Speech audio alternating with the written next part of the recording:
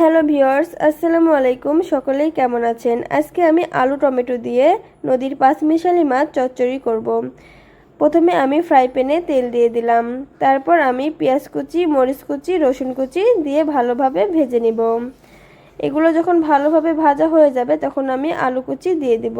আলু কুচি দিয়ে তারপর আমি আদা রসুন জিরা পেস্ট, স্বাদমতো লবণ, 1 চা চামচ হলুদের গুঁড়ো, 1/2 চা চামচ মরিচের গুঁড়ো দিয়ে এখন আমি ভালোভাবে নেড়ে দিব। আমি প্রায় সময় আপনাদের সাথে হাতে মাখিয়ে চচ্চড়ির রেসিপি শেয়ার করি। আজকে ভাবলাম অন্যরকমভাবে একটু শেয়ার করব।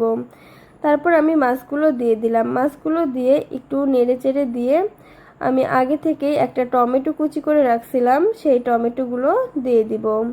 টমেটোগুলো দিয়ে এখন আমি পরিমাণ মতো পানি দিয়ে দিব। পরিমাণ মতো পানি দিয়ে ঢাকনা দিয়ে ঢেকে দিব।